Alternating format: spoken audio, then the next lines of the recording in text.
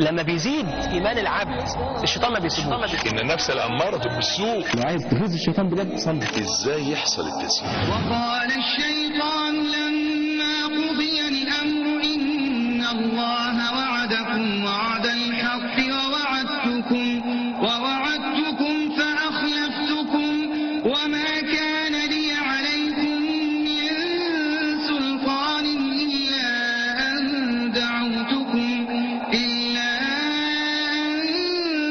دعوتكم فاستجبتم لي فلا تلوموني ولوموا انفسكم. مكائد الشيطان.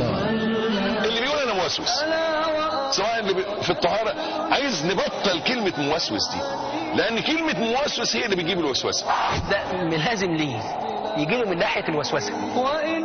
يعمل له ايه؟ يخش مثلا احيانا يوسوس كده، يحسس لسان ان في ضيق في صدره على فكرة، وانك مهما تعبد ربنا مش تقبل منك. ده انت بتصلي عشان الناس، انت مش عارف عشان كذا، انت عشان كذا، انت عشان كذا. بيفتح له ابواب تانية. ما جالوش من الناحية ديت، بيجي من ناحية تانية خالص، ان يحسسك ببرودة العبادة. في برودة، يبقى في برودة، مش حاسس بحالتها زي الاول. كنت تخش الصلاة كده مجرد ما تقرا الفاتحة تبكي، مجرد ما تقرا في صفحة قرآن تلاقي الدموع، بعد ما تخلص القراءة تلاقي نفسك في عالم روحاني جميل. ايه الدليل على كده؟ هقول لك حاجه. الشيطان اصلا قال خلاص فبعزتك لاغوينهم اجمعين الا عبادك منهم المخلصين. هو نفسه يعمل فيك اي حاجه، هو نفسه بالبلد كده نفسه يدخلك النار. وبعدين ربنا قال كده، قال انما يريد الشيطان ان يوقع بينكم العداوه والبغضاء في الخمر والميسر ويصدكم عن ذكر الله وعن الصلاه. هو عايز كده. قال لي سيدنا ادم لما قال له كل من الشجره دي، قال له كل من شجره المعصيه. لما قال لي سيدنا ادم كل من الشجره دي، قال له كل من الشجره اللي ربنا نهاك عنها. قال له كل من الشجره دي وهتطرد. لا لا لا، ده حلاها في عينه. العدو الانسي البشر. لو الواد ده ضايقك، لو الواد ده تعبك، لو التالت ده ما سمعش الكلام، بالراحه عليه. اما تيجي عند الشيطان سلم لربنا.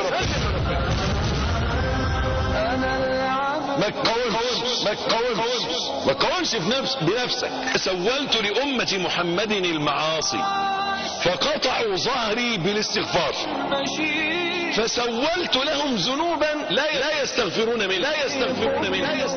منه. الأهواء. إخوتي احذروا التزيين. ان الشيطان يزين لك الباطل ويبينه لك في صورة الحق. دي نمرة واحد الشيطان. 2 قسوة القلب. لما يبقى قلبك قاسي تشوف الحق باطل والباطل حق. الشيطان له صوت مستفز. احيانا انت قاعد في البيت، مش هنقول انك ماسك المصحف ولا بتصلي، بس قاعد كافي خيرك شرك، تلاقي حاجة بتنغزك اخرج وانت قاعد نايم في سريرك. زي بقول لك كده، انا مش هقول لان انت بتصلي ولا ماسك مصحف ولا بتذكر ربنا ولا حاجه ابدا. نايم في سريرك، راقد في سريرك وقاعد ما بتشوفش حاجه ولا بتعمل حاجه خالص، وتلاقي حاجه بتنغزك. افتح تلفزيون، ادخل على النت، ويوقعك في كبائر كنت في غنى عنها. الشيطان دي شغلته التزيين. لأزينن لهم في الأرض. مكائد الشيطان. انت شغلته قاعد لك متربص ليل ونهار، مركز عليه.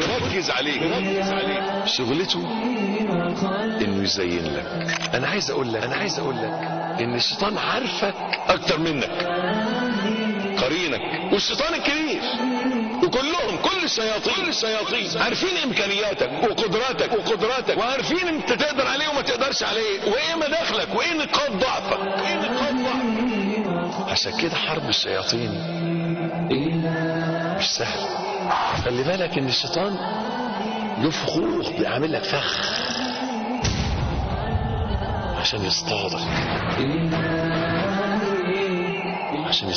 عامل لك سنارة وحاطط لك فيها طعم عشان يلقطك، نصب شبكة عشان يوقعك.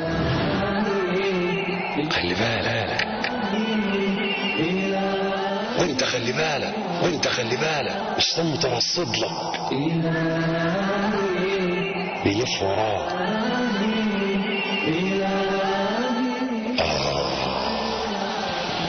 وانت خلي بالك، خلي بالك، احسن الشيطان يعملك انت فخ او يعمل لك فخ ما كنتش تفكر انه يبقى فخ.